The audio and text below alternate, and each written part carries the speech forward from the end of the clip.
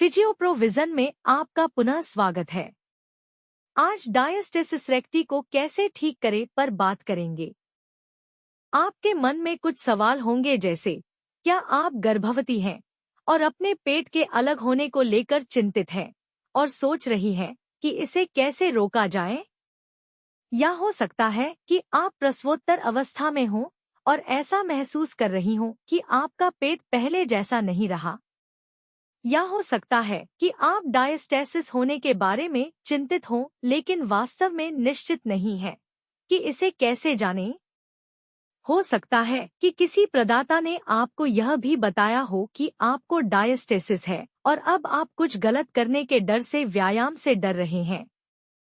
यदि आप diastasis recti को रोकना या ठीक करना चाहते हैं, हम मदद के लिए यहाँ हैं। डायस्टेसिस क्या है? हमारे पेट की दीवार का दाहिना और बायां भाग लिनिया अल्बा के माध्यम से जुड़ा हुआ है। जैसे जैसे आप गर्भावस्था के दौरान आगे बढ़ती हैं, यह लिनिया अल्बा खिंचती और पतली होती जाती है। इस तरह से आपका शरीर आपके पेट में बच्चे को ले जाने के लिए जगह बनाता है। जैसे ही यह पतला और फैलता है, हमारी रेक्टस एब्डोमिनस मांसपेशियां एक दूसरे से अलग हो जाती हैं। एक बार बच्चे के जन्म के बाद रेक्टस एब्डोमिनस मांसपेशियों के बीच बची हुई जगह को डायस्टेसिस रेक्टी कहा जाता है। हम इस बात में रुचि रखते हैं कि बच्चे के जन्म के बाद उन मांसपेशियों के बीच कितनी जगह बची है। आइए देखें कैसे पता करें कि आपको डायस्टेसिस रेक्टी है। अपने ऊपरी शरीर को थोड़ा ऊपर उठाते हुए, जैसे कि क्रंच कर रहे हों, अपनी नाभि के ठीक ऊपर, अपने पेट के केंद्र में, अपनी नाभि पर 2 अंगुलियों का उपयोग करके धीरे से दबाएं।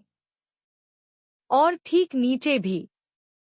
चिकित्सकीय दृष्टि से 2 अंगुलियों से अधिक की दूरी को डायस्टेसिस माना जाता है।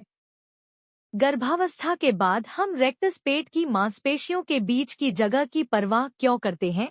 पेट की मांसपेशियां भार को एक तरफ से दूसरी तरफ और नीचे पेल्विक फ्लोर तक स्थानांतरित करने में मदद करती हैं। कमजोर पेट की मांसपेशियां पीठ के निचले हिस्से में दर्द, पेल्विक फ्लोर डिस्फंक्शन और अन्य कष्टप्रद लक्षणों को जन्म दे सकती हैं। आपको डायस्टेसिस रेक्टी के लिए मुख्य व्यायाम कब शुरू करना चाहिए? आप बच्चे के जन्म के कुछ दिनों बाद हल्के पेल्विक फ्लोर व्यायाम शुरू करने में सक्षम हो सकती हैं।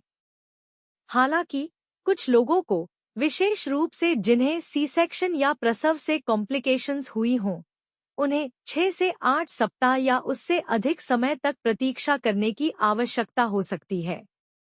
जैसे ही आपकी डायस्टेसिस रेक्टी ठीक हो जाती है, आप अंततः प्लैंक जैसे अधिक कठिन व्यायाम शुरू कर सकते हैं।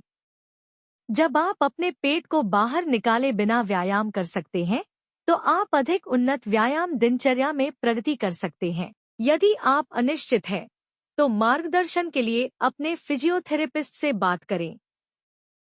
गर्भावस्था के दौरान स्वस्थ वजन बढ़ना, गुड पोस्चर और गहरी सांस लेना, सुरक्षित कोर व्यायाम, गर्भावस्था के 12 सप्ताह और प्रसव के बाद सिटअप और क्रंचेस जैसे व्यायाम से बचें, जो आपके पेट पर दबाव डालते हैं।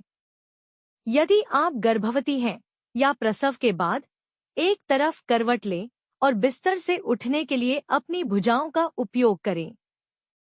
इस तरह आप डायस्टेसिस को रोक सकते हैं। ध्यान से पढ़ें और देखें, हमने कुछ व्यायाम दिखाए हैं और सूचीबद्ध भी किए हैं जिन्हें आप डायस्टेसिस होने पर कर सकते हैं।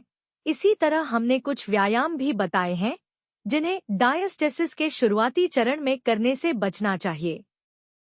अगर आपको यह वीडियो देखना पसंद आया तो कृपया लाइक करें, शेयर करें और ऐसी और जानकारी के लिए सब्सक्राइब करें।